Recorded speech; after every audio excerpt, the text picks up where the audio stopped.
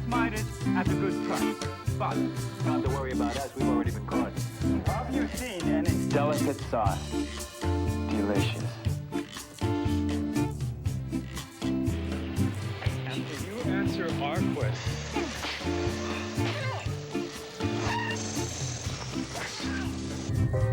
Golden Valley, the only microwave. Do you know? Confucius say nuggets of wisdom are never as tasty as these.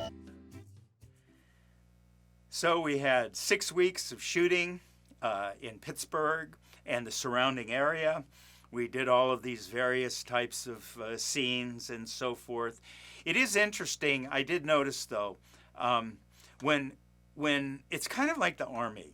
When we go off into Buenos Aires, it's a little bit more unity.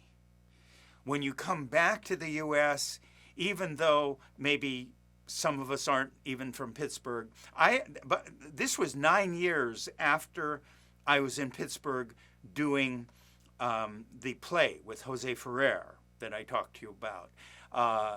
And that period of 76 or so to 85, Pittsburgh really fixed up, everything, and the town is back on shape, and that's great. Okay, so, but you get back to the U.S. and people are kind of in their own ways and lives and stuff like that. But we did do a location shoot, a mini location shoot near Pittsburgh, in which we were supposed to be in we were going to shoot at the Ohio River in Wheeling, West Virginia. I think West Virginia has a little tip that goes up, and Pittsburgh's here, and Wheeling is right there. It's not that far away, a few hours by car, that type of a thing. And once again, like when I did the Mobil Oil commercial, okay, I'm not going in a hot tub, but once again, going into the water. Okay, let's load everybody up, go a few hours to West Virginia, to Wheeling, near Wheeling, and we'll go find the Ohio River. Big river, right? I've never been there, of course. And so this is like a little mini, location shoot that we're going.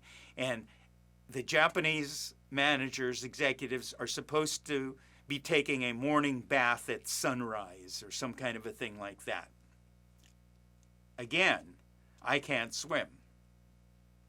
Why can't I swim? I've tried. I've taken lessons. I've had people that swear to me, I can teach you how to swim, okay? But somehow or other, some people are like rocks. They just get in and sink, okay? And I just, anyway, it doesn't matter. I can't swim. So we get to the location, and there is the famous Ohio River. Big river, okay? Not like a little California trickling stream, but I mean, this is a big river. And fine, I like to see new places. Here's West Virginia. Here's the Ohio River, must be beautiful. Okay. We're out in the country, We're out in the sticks. We're away from Pittsburgh even. Get out, go to the location by the side of the river. The first thing I notice is the water, to me, looks black. It doesn't look blue. It doesn't look like Lake Tahoe in California. It looks black, and it's running. It's not like you could drown in it, in my opinion, okay? And the next thing I notice is in this nice American country location, middle America, out of the city, out of urban decay, I see on the shore all of these needles, dope wrapper things. And this looks like some place where a bunch of people came and threw a dope party. It's all over the place. Now we're going to get into the river, supposedly. Who's to say there's no needles that they chucked in the river? And we're supposed to wear our Japanese underwear or something and go into this river. I wasn't the only one that was a little hesitant. The others, other Japanese actors, were in no hurry to get in to that black water. We're standing on the shore, right?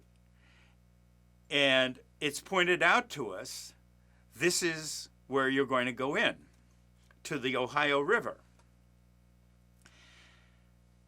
There's just not this rush to jump in. So what they did was, they figured that would happen, and they got one of the Wilder crew members, who I became friends with, and we ended up having dinner and meeting and stuff like that, even after the movie. You know, he's a great guy, okay? He was one of the Grips. And the Grips are the ones that, you know, do all kinds of work on the crew and stuff like that. They have all these jobs, okay? Anyway, they figured it out that we would hesitate. So they called him in and told him, test the water. Now he knew he was going to do this because he had cutoffs on.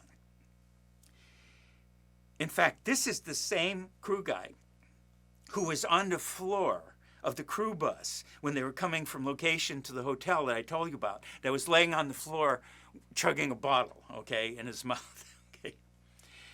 He jumps right into the river.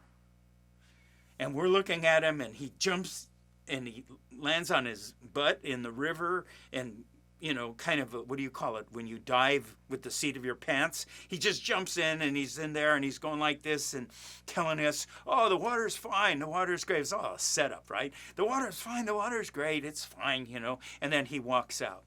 So now we have to get in, right? Okay, fine. So I remember stepping in slowly to the river. Remember, I can't sing, I can't dance, and I can't swim. And I sink.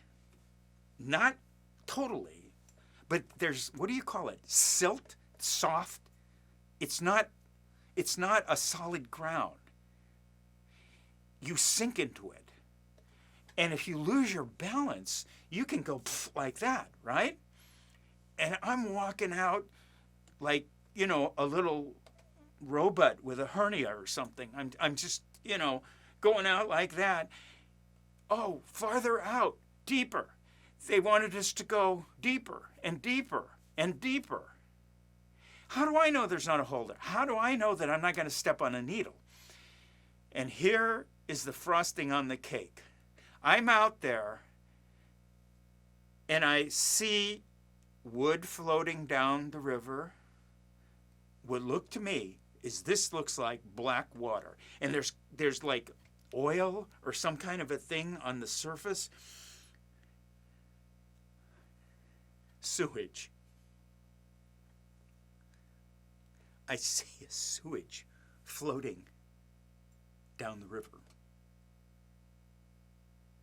I just became grateful that I'm not the one who has to dive under and then come up in the shot.